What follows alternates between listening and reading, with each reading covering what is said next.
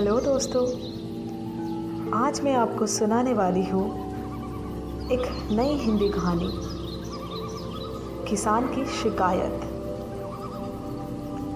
एक बार एक किसान हर कभी आने वाले आंधी तूफान, ओलावृष्टि, तेज़ धूप इत्यादि से परेशान हो गया, क्योंकि कभी कभी फसल ज़्यादा खराब हो जाती थी। इसलिए वह परेशान होकर ईश्वर से शिकायत करने लगा। किसान बोला, आप ईश्वर तो है, लेकिन फसल को कब क्या चाहिए इसकी जानकारी नहीं है। जिसकी ज़रूरत भी नहीं होती है वो भी देते रहते हैं। इसलिए आपसे मैं विनती करता हूँ कि आप मुझे एक मौका दीजिए, मेरे कहे अनुसार मौसम कीजिए, फिर हम सब किसान अन्य के भंडार भर देंगे। ईश्वर मुस्कुराए और बोले, ठीक है, आज से तुम्हारे अनुसार मौसम रखूंगा। किसान खुश हो गया।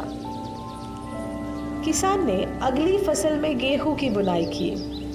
उसने जब चाहा तब धूप मिली, उसने जब चाहा पानी मिला। पानी की तो उसने बिल्कुल कमी नहीं आने दी।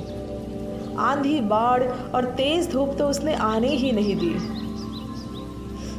समय बीतने पर फसल बड़ी हुई। किसान भी बहुत खुश हुआ कि इस बार शानदार फसल दिख रही है। किसान ने मन ही मन सोचा कि ईश्वर को अब पता चलेगा कि अच्छी फसल के लिए क्या क्या ज़रूरी है। फालतू में ही किसान को परेशान करते रहते हैं। किसान फसल काटने के लिए खेत पहुंचा। गेहूं के पौधे की बालियों को हाथ लगाया तो उसके पैरों तले ज़मीन खिसक गई। उसने देखा कि किसी भी पौधे की बालियों में एक भी दाना नहीं था। किसान दुखी हो गया और बोला, हे ईश्वर, ऐसा क्यों हुआ? क्योंकि मैंने तो सब कुछ सही किया और सही समय पर किया। इस पर ईश्वर बोले, हे प्रिय किसान, ऐसा तो होना ही था, क्योंकि तुमने इन पौधे को बिल्कुल भी संघर्ष नहीं करने दिया। इन्हें ना तो तेज धूप में तपने दिया, ना ही आंधी का सामना करने दिया। इन्हें किसी भी प्रकार की चुनौतियों का सामना नहीं करने दिया। इसलिए बाहर से भले ही अच्छे दिख रहे हो, लेकिन ये अंदर से बिल्कुल खोखले हैं। इनके अंदर कुछ भी दाने नहीं है।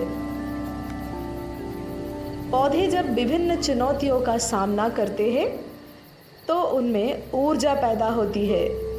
यही ऊर्जा उनके अंदर सही सामर्थ्य पैदा करती है जिनके लिए वह बने हैं। दोस्तों, ठीक इसी प्रकार जब तक इंसान संघर्ष से नहीं गुजरता है, वह आदमी खोखला रह जाता है।